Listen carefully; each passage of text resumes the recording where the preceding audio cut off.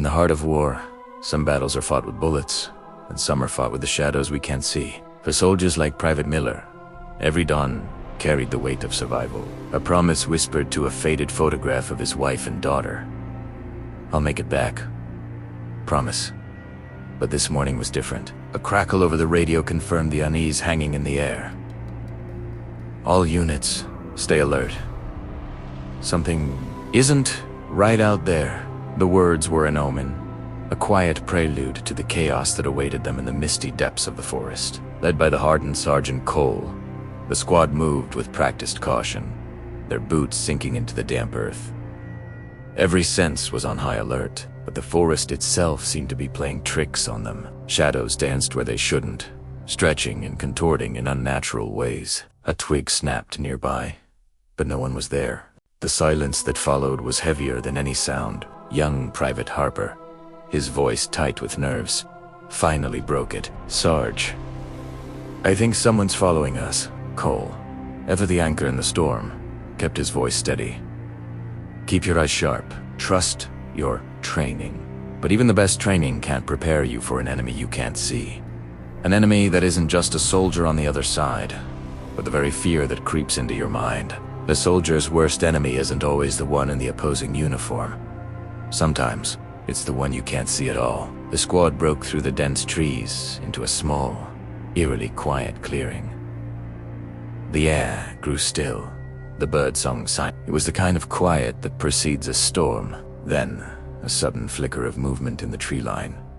A blur of motion that defied logic. Miller was the first to react.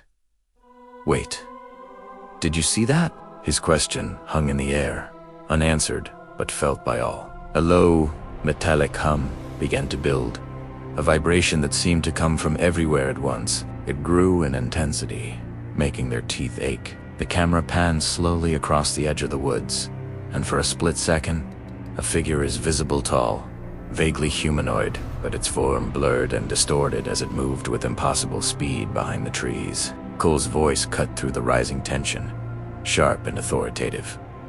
Hold positions.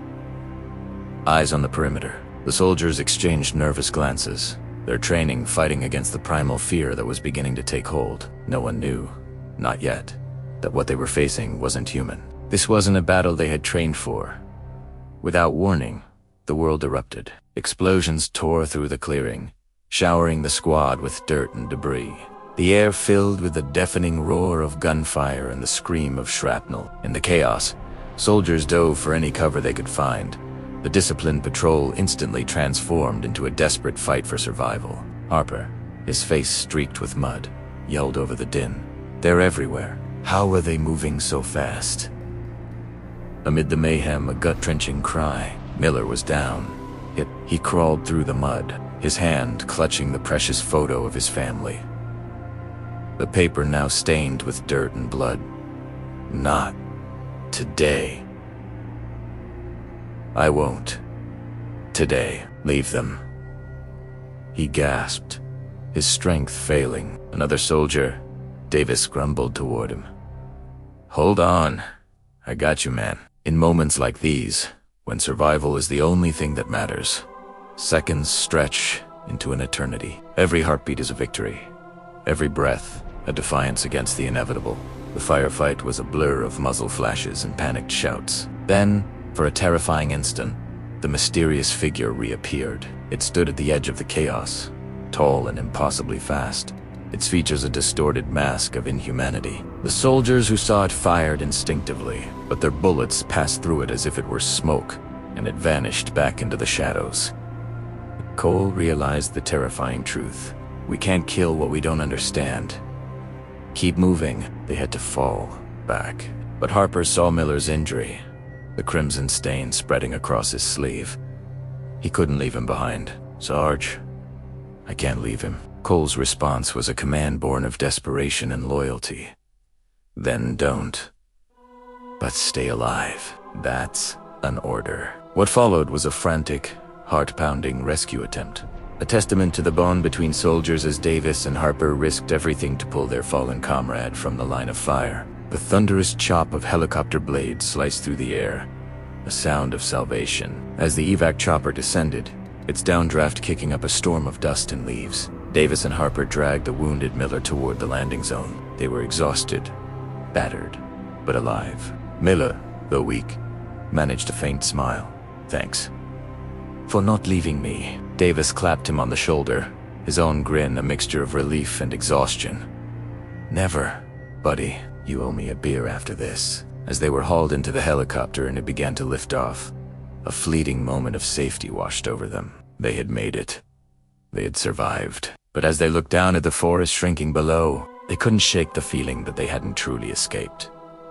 The forest doesn't forget. It holds its secrets, and it waits. Back at the base, the organized chaos of a forward operating base took over. Medical staff rushed Miller away, his life now in their hands. The immediate danger had passed, but the psychological toll was just beginning to set in. Harper stood alone, watching the distant tree line where they had just escaped hell.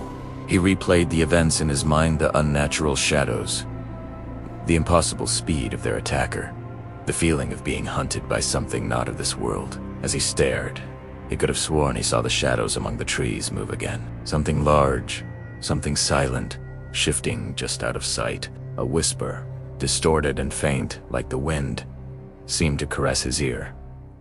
This isn't over. They thought the nightmare was behind them, that they had left it in the forest, but they were wrong. Some battles don't end when the shooting stops. Some battles follow you home. Hours later, the adrenaline had faded, replaced by a deep, gnawing unase. Miller lay in a cot in the med tent, recovering. In the relative quiet, Harper couldn't shake the image from his mind. His eyes, wide and haunted, reflected a fear that went deeper than any combat he'd ever known.